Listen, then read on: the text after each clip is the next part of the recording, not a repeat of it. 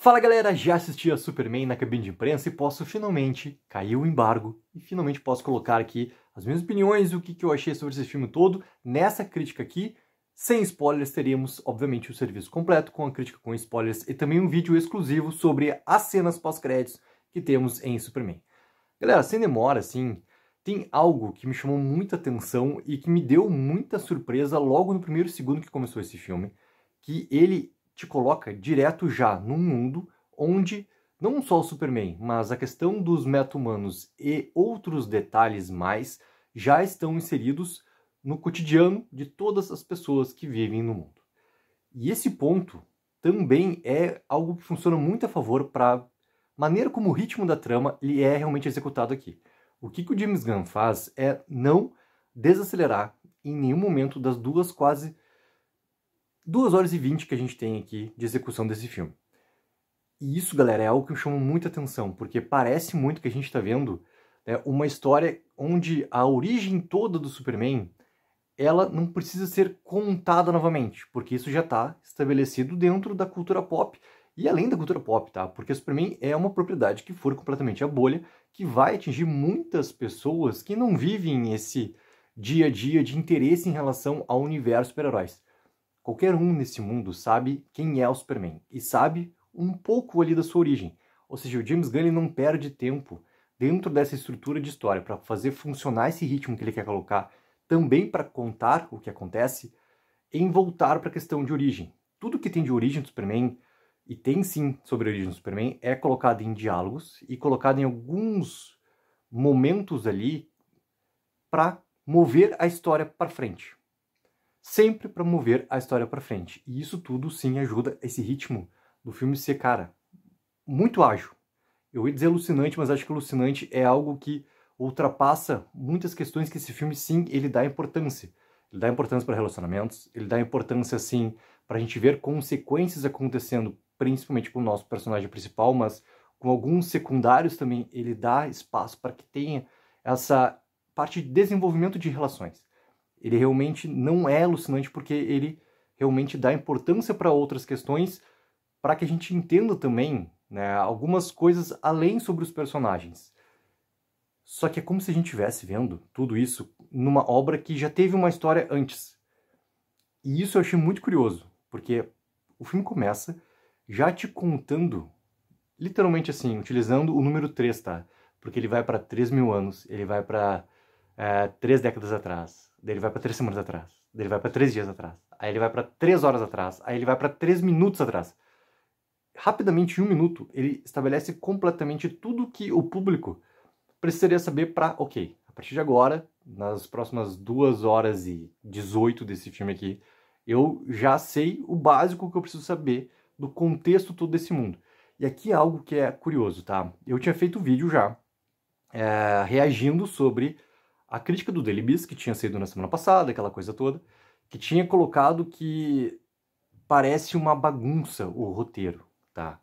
Essa questão da bagunça do roteiro é porque eu tentando entender a mente do crítico que colocou isso, tá, em palavras lá no trabalho dele. Porque tem muita coisa que acontece. Esse ritmo todo, tá, de ser extremamente ágil, tem muita coisa que acontece.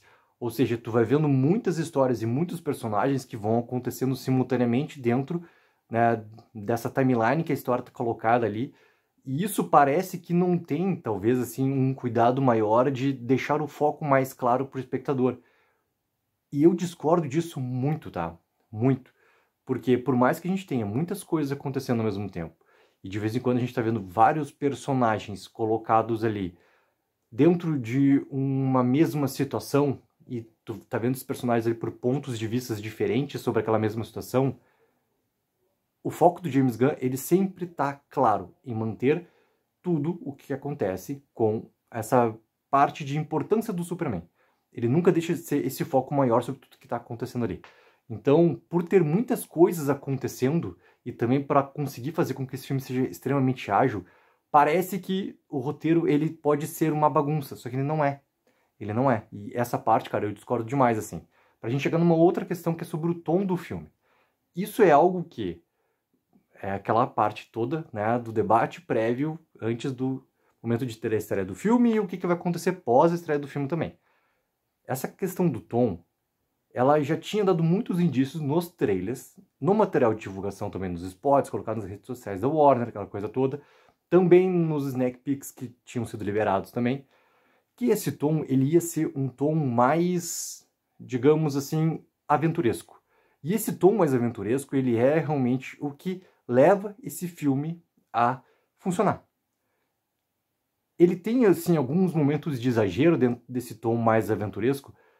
Tem um ou outro momento ali que para mim, assim, não precisava, tá? Que ele fica até um pouco além do que o próprio James Gunn, dentro da trilogia Guardiões da Galáxia, fez, de ter também ali um tom aventuresco acontecendo, mas que alguns excessos, assim, ele não acabou indo dentro de Guardiões da Galáxia. E aqui ele se permite a se colocar também, que dá também uma diferença muito grande para o que a gente tem colocado hoje quanto a um filme do gênero de super-herói. E é legal isso acontecer, cara, em tela. É legal, entendeu? Esse tom todo aventuresco me lembrou muito. A gente tá vendo, assim, um filme de ação, de aventura, que vai ter pitadas, obviamente, mais fortes sobre relacionamentos, sobre o que está acontecendo no mundo, sobre algumas questões políticas também colocadas ali, que vão dando essas curvas mais sérias pro filme. Só que ao mesmo tempo tu tá vendo algo que vai te divertir. Algo que tá colocado ali para te fazer te entreter dentro daquelas 2 horas e pouco ali que tem a duração do filme.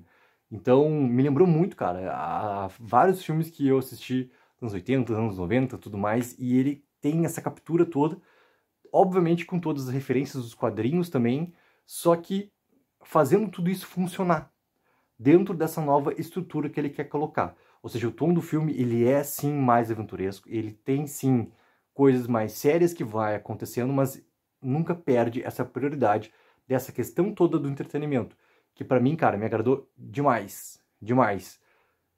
E até assim, essa discussão, obviamente que ela é algo que nunca vai deixar de acontecer, ela não vai deixar de acontecer por causa dessas versões diferentes que a gente tem, né, em relação ao Superman.